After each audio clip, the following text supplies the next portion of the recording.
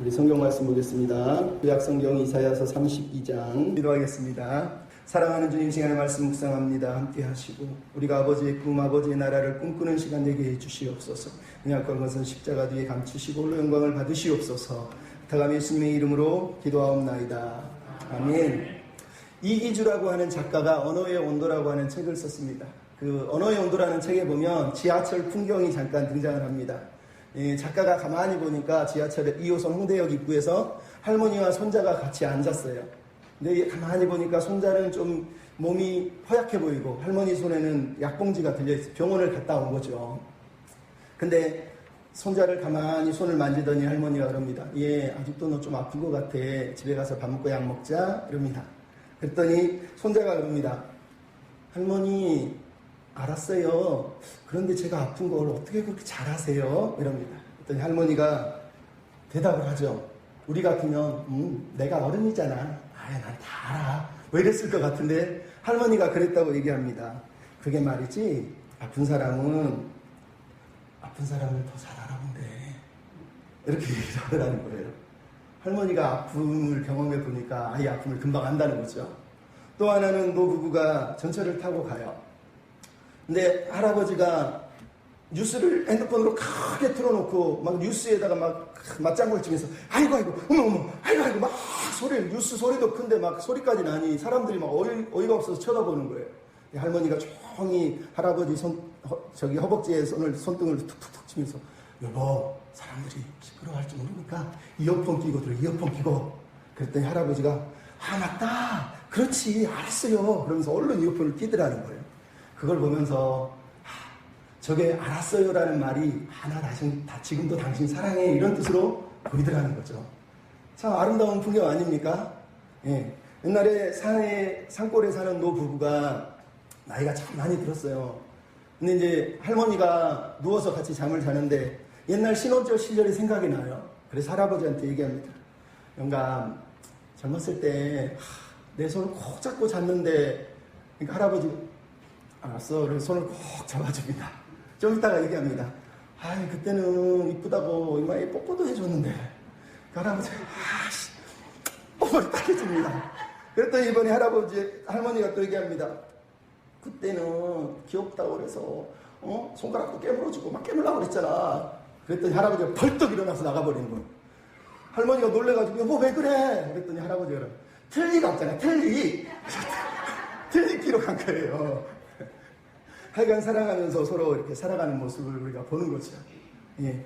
참 재밌는 이야기가 하나 더 있습니다. 예. 덜컹거리는 기차, 아마 옛날 기차 같아요. 두 부부가 기차를 타고 가요.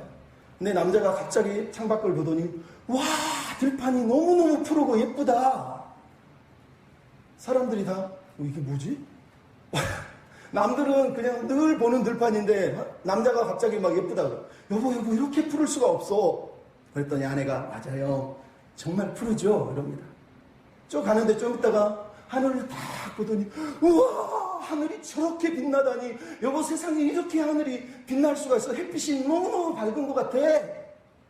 그때 그렇게 얘기하니까 그때부터 사람들이 여기저기서 웅성웅성하고 뭔가 잘못된 것 같아, 어디 아픈가? 사람들이 말을 못하고 웅성웅성하다가 용기를 내서 한 아줌마가 얘기합니다. 아주머니, 남편이 좀 아픈 것 같은데 병원 좀 가야 되는 거 아닙니까?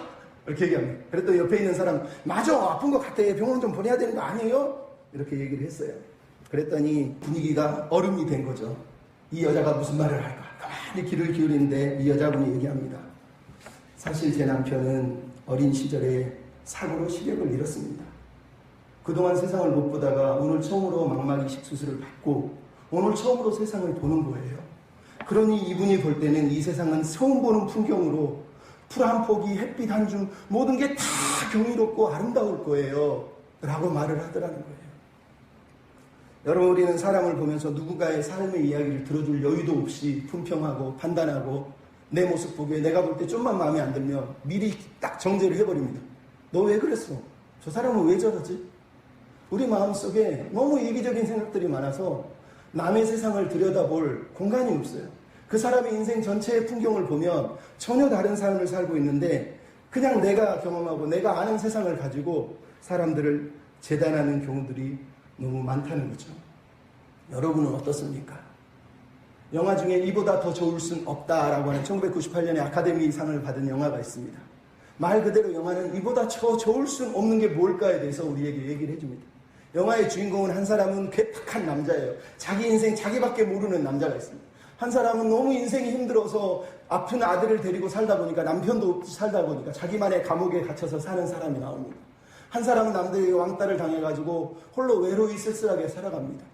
근데 이 세 사람이 영화를 보는 중에 영화 속에서 서로가 어느 순간 서로를 알아가면서 상처가 치유되고 서로가 하나가 되어가요. 그러면서 그들의 함께함이 얼마나 행복한지를 경험하게 돼요. 그래서 그렇게 얘기하는 거예요. 사랑을 하고 나니까 모든 게 다 행복해 보인다는 거예요. 사랑을 하게 되니까, 사랑이 생기니까 그 밉던 사람이 다 아름답게 보이더라 라고 얘기를 하는 거예요. 그래서 제목이 이보다 더 좋을 수는 없다예요. 여러분, 이보다 더 좋을 수 없는 건 내 마음에서 시작하는 거예요. 내 마음에 사랑이 있고, 내 마음에 여유가 있고, 내 마음에 공간이 생기면 그때부터 세상은 아름다워지는 거예요. 용혜원이라고 하는 목사님이 아름다운 풍경이라고 하는 글을 썼어요. 작은 불씨를 모아가며 사랑을 이뤘으니 마지막까지 불꽃으로 타올라야 한다. 막 피어오르는 꽃망울을 만나 사랑을 꽃피웠으니 풍성한 열매를 맺어야 한다. 어느 날인가 불어온 바람으로 만났으니 구름을 불러 한바탕 쏟아져 내리는 비처럼 후회 없는 사랑을 해야 한다. 작은 가슴을 태워가며 사랑을 했으니 후회 없는 웃음으로 행복하게 살아야 한다. 너와 내 가슴에 사랑의 흔적이 언제나 남도록 아름다운 풍경을 만들어가며 사랑을 해야 한다. 여러분, 용혜원이라고 하는 목사님이 지금 하는 말이에요. 우리가 이 땅에서 사는 이유는 하나님이 기대하는 아름다운 풍경을 만들어가는 거라는 거예요. 하나님이 원하는 세상, 하나님이 원하는 풍경, 하나님이 원하는 전망을 우리도 보고 살아야 된다는 거예요. 여러분은 그 전망, 그 풍경을 보고 살고 계십니까? 오늘 보면 1절은 이렇게 얘기하죠. 보라!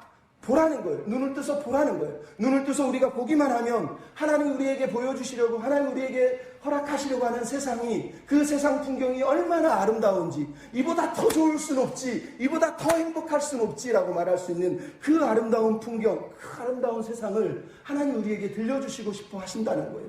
이미 그 선하심을 맛보아 아는 사람은 오늘 이 각박한 세상에서도 여전히 그 풍경을 눈으로 담고 살아가는 사람들일 거예요. 우리는 이미 이사야 30장에서 하나님이 뭐라고 그랬습니까? 여호와를 기다리는 사람에게 복이 있다. 하나님이 장차 놀라웠고 기이한 복을 허락하실 것이다. 은혜와 긍휼로 정의의 하나님이 복을 주실 것이다 라고 얘기했어요.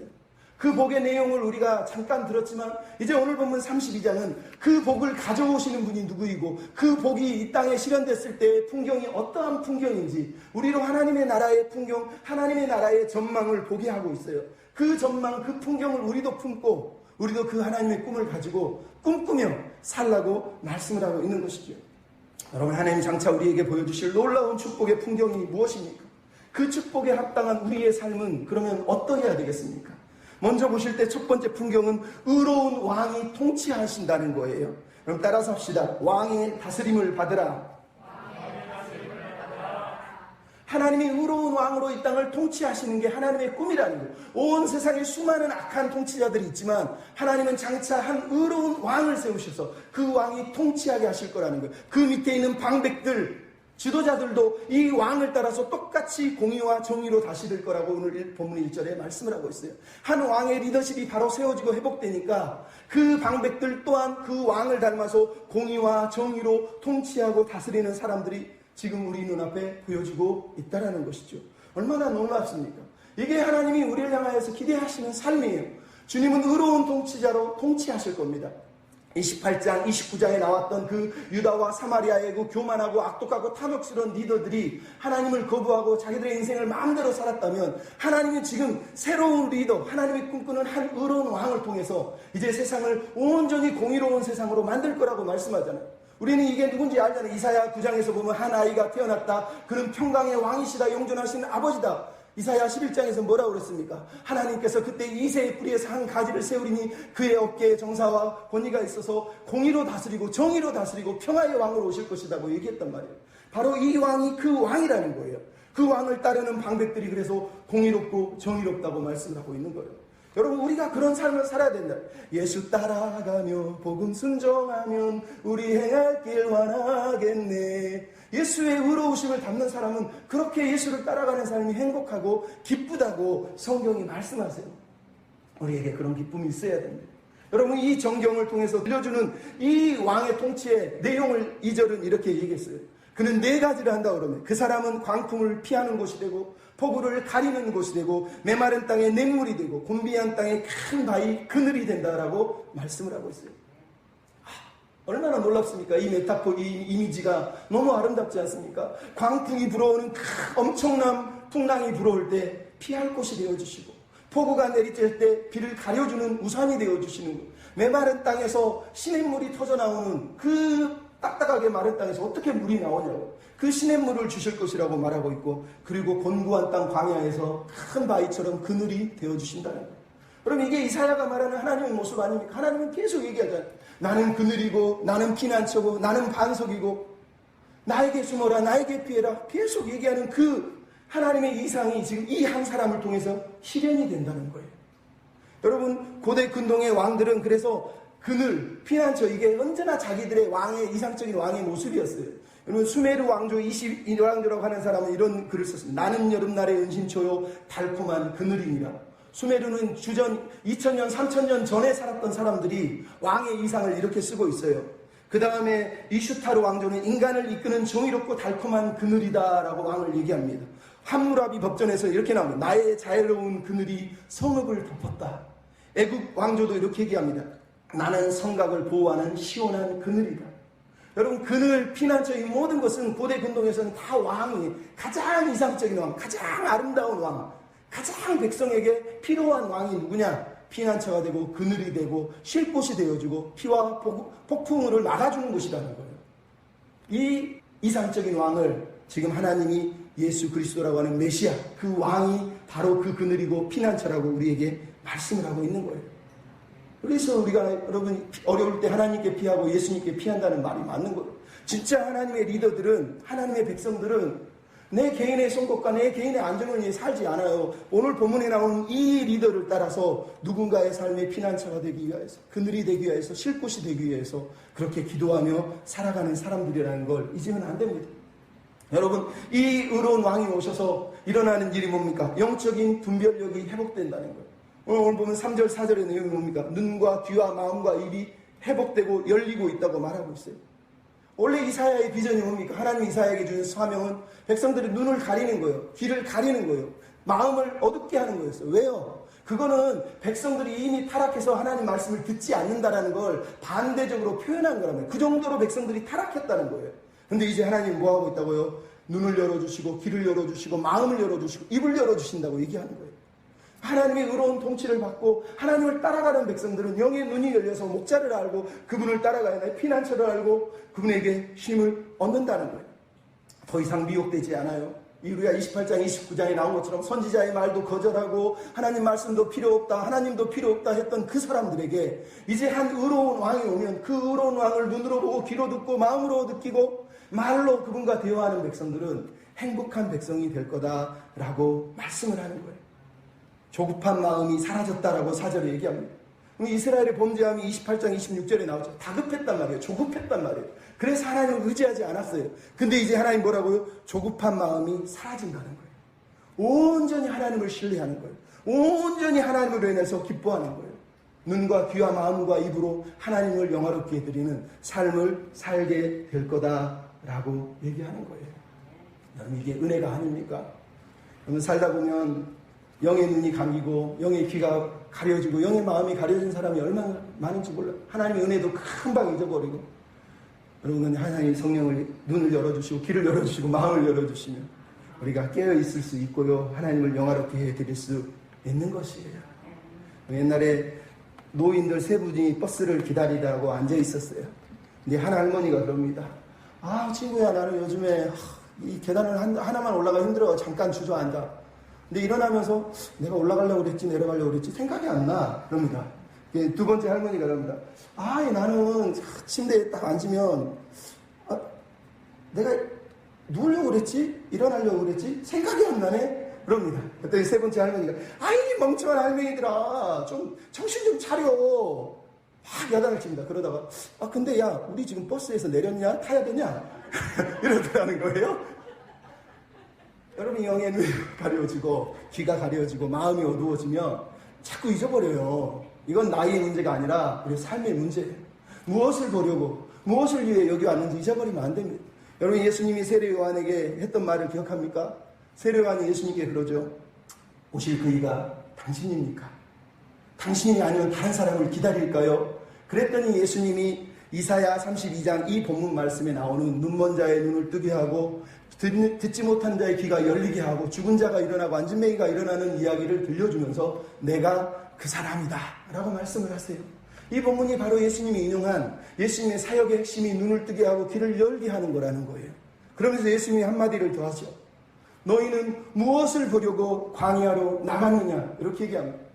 화려한 옷을 입은 사람들이냐 부드러운 옷을 입은 사람들이냐 그 사람들은 저기 왕궁에 있다는 거예요. 저기 왕궁에 있다는 거예요.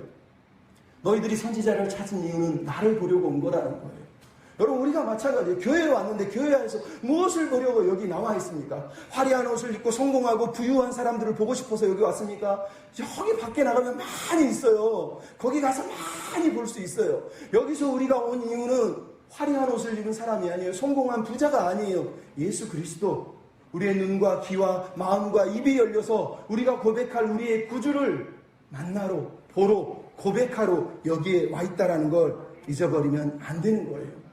여러분 하나님이 이 나라의 의로운 통치를 하시게 되면 그 다음으로 주어지는 축복이 뭡니까? 하나님의 백성들이 존귀한 백성이 된다는 거예요. 따라서 하시죠. 존귀한 자로 살아갑시다. 여러분 하나님 나라의 주축은 변화된 백성들이에요. 하나님의 나라가 있다고 해서 그 나라가 그냥 세워지지 않아요. 그 나라는 변화된 백성들이 주인공이에요. 그 나라에서 하나님의 영광을 드러내며 하나님의 형상이 회복되어서 하나님이 원하는 풍경을 더욱 아름답게 만들어가는 사람들이 그 공동체 안에 있다는 거예요. 오늘 본문에 나오는 5절 8절의 내용이 바로 그거 아닙니까? 백성들이 지금 회복됐어요. 옛날에는 존귀함이 무엇인지 존귀한 자가 누군지를 전혀 알지 못했어요. 그래서 나오잖아요. 5절 6절 내용이 뭡니까? 어리석은 자를 존귀하다가 이제 부르지 않겠다. 우둔한 자를 존귀한 자라 부르지 않겠다. 이게 무슨 말이에요? 그동안에는 어리석은 사람을, 우둔한 사람을, 그리고 악한 사람을 존귀한 자로 여겼다는 거예요. 어둔한 사람, 어리석은 사람이 어떤 사람입니까? 마음이 양심이 없고 나쁜 짓을 하며 늘 불의한 계획을 세우며 살아가며 가난한 자를 멸시하는 사람들이에요. 가련한 사람들을 죽이는 사람들이에요. 근데 그들이 가지고 있는 화려한 옷을 입고 성공한 모습을 보고 명예를 보면서 야 존귀하다 귀족이야 그러면서 박수를 쳤다는 거예요. 근데 왕의 의로운 통치를 받게 되면 그것이 존귀함이 아니라는 걸 안다는 거예요. 그것은 존귀한 게 아니라 가증한 거예요. 세상 배설물이라는 걸 안다는 거예요. 그 배설물을 찾으려고 그동안에 미친 듯이 따라다녔는데 이제는 분명하게 깨닫는다는 거. 그건 존귀한 게 아니라는 거예요. 여러분 어리석은 자, 우둔한 자, 악한 자 아무리 겉으로 드러나는 것은 막 화려해 보이고 많은 것을 누리고 살아도 하나님 보시기에 그들은 배설물이에요. 어리석은 자가 나발이라고 합니다. 나발. 여러분 나발이 어디서 나온 줄 아세요? 사무엘상에 보면 나오죠. 다윗의 부인이 되는 아비가일의 남편. 다윗을 죽이려 했던 사람의 이름이 나발이에요. 근데 나발의 원래 이름이 바보란 뜻이에요. 사람 이름을 바보로 지었을 리가 없잖아요. 그래서 학자들은 원래는 이 사람의 이름이 아닌데 너무 바보스러워서 나발이라고 지었다. 그래서 나발, 바보 이렇게 지었다는 거예요. 그래서 나발을 부르면서 바보하게 만든 거예요. 근데 오늘 본문에 나오는 이 사람들이 뭐예요? 어리석은 자, 우둔한 자, 악한 자, 다 하나님과 상관이 없이 살아가는 사람들을 말하는 거예요. 그들은 결국 존귀한 백성이 아니라 배설물이라는 거. 근데 8절에 뭐라 그럽니까? 존귀한 자는 존귀한 일을 기억하고 항상 존귀한 일을 앞장선다는 거예요. 악한 사람, 우둔한 사람은 늘 악한 계획을 세우고 악한 일에 앞장서는데 이제 존귀한 자를 통해서 존귀한 일이 세워지고 존귀한 일에 앞서는 사람들이 나올 거라는 거예요. 여러분 여기에 존귀한 자가 누구겠습니까? 당연히 예수 그리스도 하나님을 말하는 가장 존귀하고 고귀한 노블한 사람을 말하는 거예요. 그 예수님을 따르는 사람들 또한 그 존귀한 자를 따라서 존귀한 일을 계획하고 존귀한 일에 앞장서는 사람이 될 거라고 말하는 거예요. 여러분, 우리가 예수님의 통치를 받는다는 건 그런 거예요. 이제는 우리가 존귀한 삶이 뭔지, 하나님께 영광이 되고 기쁨이 되는 삶이 무엇인지를 너무 명확하게 알아요. 그래서 세상을 보고 세상의 화려함을 보고 유혹당하지 않아요. 그까짓 거 뭐 배설물 이러고 그냥 사도 바울처럼 툭 내려놓을 수 있는 거예요. 그게 진짜 하나님을 의뢰하는 존귀한 백성인 거예요. 아직도 세상이 부럽고 세상의 명예와 인기와 모든 걸 가지고 싶은 사람은 아직도 하나님의 백성으로서 덜 자란 거예요. 덜 자란 거예요. 진짜 존귀한 백성은 그런 걸 꿈꾸지 않아요. 오히려 내가 어떻게 하면 저들에게 마른 땅에 샘물이 되고 포구의 그늘이 되고 뜨거운 대학 곁에 그늘이 될 수 있을까? 피난처가 될 수 있을까? 어떻게 함께 아름다운 세상을 만들어갈까를 고민하는 사람들이 존귀한 사람들이라고 오늘 성경이 우리에게 들려주고 있는 거예요. 여러분, 하나님의 백성은 하나님의 계획을 알고 하나님의 뜻을 알고 존귀한 자가 되어 살기 때문에 더 이상 옛날처럼 자기 계획을 하나님께 숨기지 않아요. 오히려 이제는 하나님이 기뻐하는 일, 하나님이 원하는 삶, 하나님이 영광이 되는 삶을 살기 위해서 힘쓰고 애쓰는 거예요. 그렇게 눈이 뜨이게 되면 다시는 아니라는 세상으로 들어가지 않죠. 그 얘기를 이제 9절부터 14절에 얘기하잖아요. 9절부터 14절의 내용이 뭡니까? 너희 아니란 여자들아, 너희 염려 없는 여자들아, 너희 멸망할 것이다, 이렇게 얘기합니다. 여기서 아니라다는 말은 말 그대로 그냥 모든 게 안전한 거예요. 스스로 모든 안전을 다 준비해 놓은 거예요. 우리 식으로 말하면 보험을 다 들어놓은 거죠. 치아보험, 무슨 뭐 이빨보험, 똑같은 말이네. 생명보험, 무슨 뭐 어떤 뭐 연예인 뭐 팔보험, 얼굴보험 다 들어놓은, 다리보험 들어놓은 것처럼 자기 인생의 모든 걸 다 보험을 들어놓은 사람이에요. 그러니까 하나님도 필요 없고 하나님 의지할 이유도 없는 이 모습이 아니란 삶이에요. 세상에 대해서 그래서 상관하지 않아요. 저기 가난한 사람이 있든 가련한 사람이 있든 불쌍한 사람이 있든지 전혀 눈에 담지 않아요. 그냥 자기 인생 넉넉하다 생각하고 사는 사람, 이게 아니란 사람, 아니란 여자예요. 또 하나는 염려가 없어요. 염려가 없다는 말은 믿을 구석이 이미 있다는 뜻이에요. 이미 나는 믿을 구석이 다 있어요. 돈을 믿고 있고 권력을 믿고 있고 명예를 믿고 있고 남편을 믿고 있는 사람들이에요. 그래서 하나님이 필요 없는 사람들이에요. 이 사람들을 향해서 하나님이 지금 그들을 심판할 거다라고 얘기하고 있는 거예요. 여러분, 이런 안일한 여자들이 이사야 3장에 보면 이미 나왔잖아요. 뭐라 그럽니까? 여호와께서 말씀하시기를 교만하여 느린 목과 정을 토하는 눈으로 다니며 아기작거리며 발로 쟁쟁한 소리를 내면서 장식한 발목과 머리의 망사와 반달 장식과 귀고리와 발목고리와 얼굴 가리개와 화관과 발목 사슬과 띠와 향압과 오신부와 반지와 코고리와 예목과 겉옷과 목도리와 손주머니와 솔거울과 세마포옷과 머리수건과 노울과 향료와 향수와, 여러분, 이게 이사야 3장 16절부터 26절에 다 나오는 내용이에요. 여러분, 왜 하나님은 갑자기 얘기하다 이스라엘이 아니란 여자, 염려 없는 여자들을 얘기합니까? 이사야 3장도 마찬가지예요. 갑자기 왜 여자들이 튀어나오냐고요. 지도자만 타락한 게 아니에요. 지도자들 밑에서 그 부인들 또한 동일하게 타락되는 거예요. 남편의 권력과 부와 명예를 누리면서 거들먹거리면서 아기작거리면서 걸어다니면서 장신구 자랑하며 나는 행복해 이 불쌍한 것들아 그러면서 사는 모습을 우리에게 그대로 보여주고 있는 거예요. 그 아니란 사람들을 하나님이 심판하신다는 거예요. 그래서 10절에 말하잖아요. 1년 남짓해서 너희가 깜짝 놀랄 거라는 거예요. 왜? 추수할 게 없어졌다는 거예요. 1년 후에 추수를 해야 되는데 지금은 좀 추수한 것처럼 니네들이 까불지만 1년 후에는 아무것도 추수할 수 없는 상황이 될 거라는 거예요. 거기다가 베옷을 두리고 허리를 동이고 살 거라는 거예요. 이 말은 포로로 끌려간다는 거예요. 전쟁 포로가 된다는 얘기예요. 왜 수확을 못했겠어요? 적군들이 쳐들어와서 모든 걸 다 파괴해버리고 이들을 끌고 가서 종이 된다는 얘기를 하고 있는 거예요. 그래서 13절 14절에 뭐예요? 집도 빼앗기고 성읍도 파괴되고 아무것도 없는 땅으로 바꿔서 너희 농토 너희들이 자랑했던 땅을 들짐승이 사는 양떼들이 사는 곳으로 만들 것이라고 얘기하고 있어요.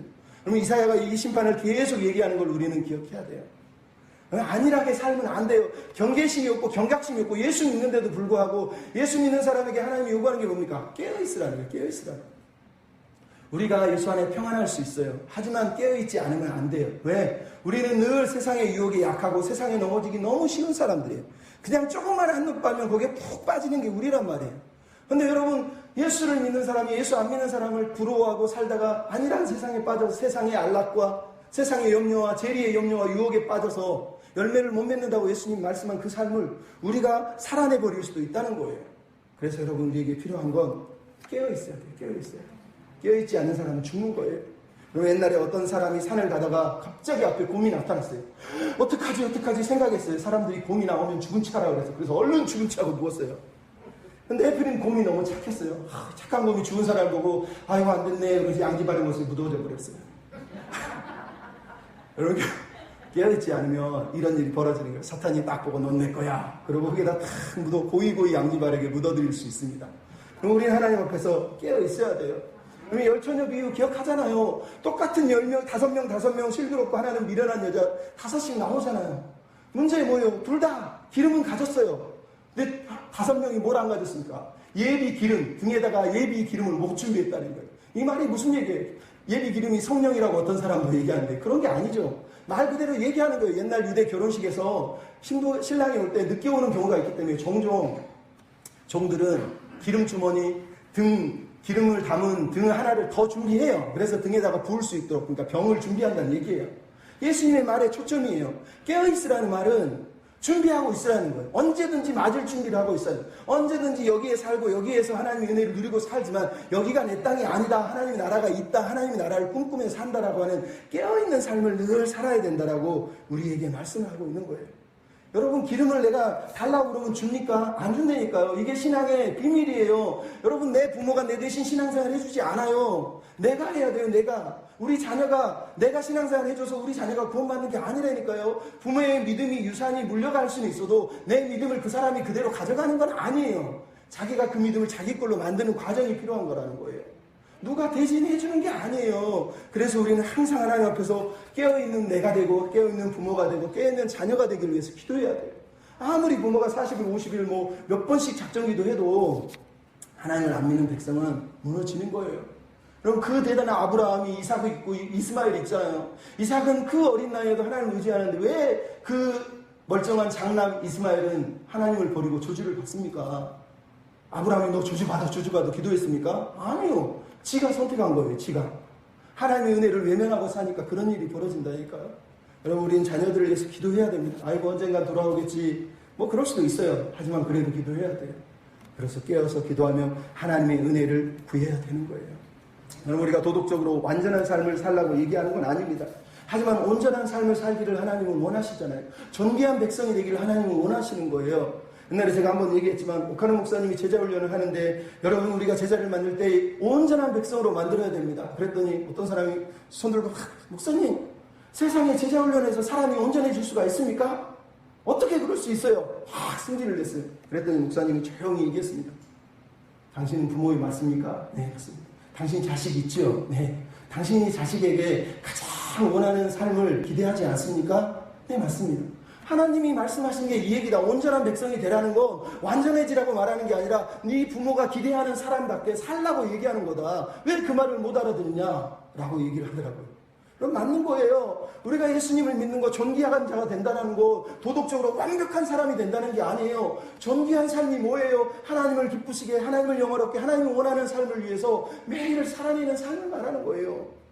때로는 실수할 수 있고 때로는 넘어질 수 있지만 다시 하나님의 영광을 붙드는 사람, 존귀한 사람이 존귀한 사람. 우리가 아까 찬양 부른 것 중에 성령이 오셨네, 이 찬양을 만든 사람이 김도연이라고 하는 작곡가예요. CCM 가수예요. 근데 이 사람이 이 노래를 만들기 전에 저기 연예계 일반 음악 노래하는 사람들에 가서도 같이 노래도 부르고 했던 사람이에요. 근데 어느 날 자기 인생이 허무한 세월을 살았다는 걸 깨닫게 돼요. 내 인생이 너무 허무한 인생을 살았구나. 그러면서 이 노래를 만들게 돼요. 근데 그 사람이 이렇게 얘기합니다. 당신은 사역자에게 가장 중요한 게 무엇이라고 생각하나요? 기자가 물어보더니 이 사람이 얘기합니다.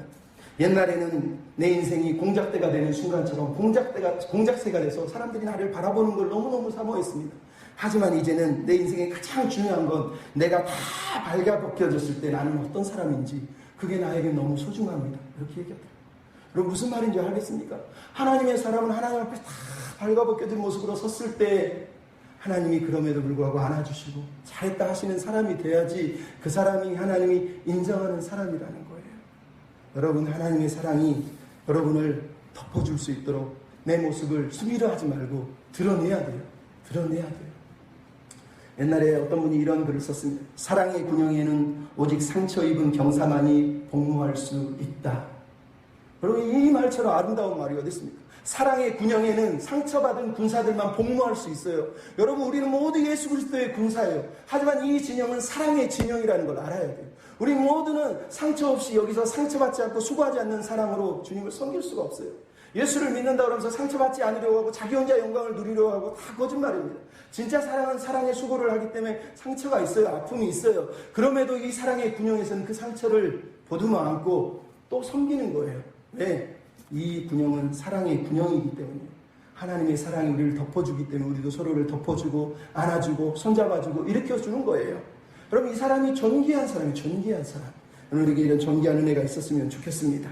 마지막으로 여러분, 오늘 본문의 15절부터 20절 하나님이 보여주시는 세상, 하나님이 성령 안에서 보여주신 새로운 세상 풍경이 우리 눈에 들어오고 있습니다. 이게 하나님이 우리에게 주시려는 세상 풍경이에요. 이 모습 속에 우리에게 주시는 도전이 있어요. 따라서 하시죠. 행복한 세상을 꿈꿉시다.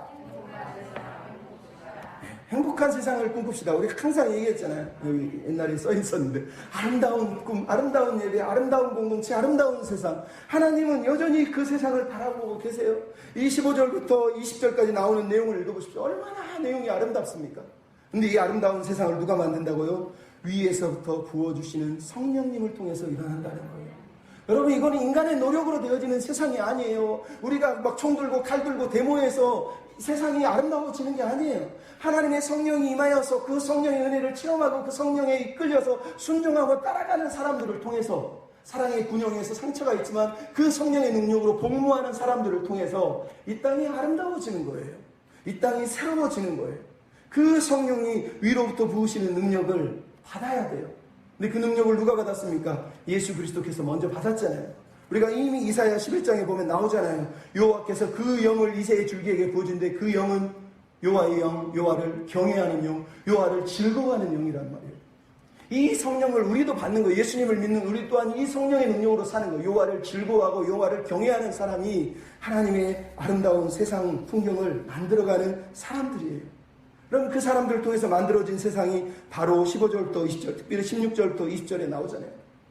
15절 내용 먼저 읽어보시면 뭐가 그렇습니까? 광야가 밭이 되고 밭이 수풀이 되리라.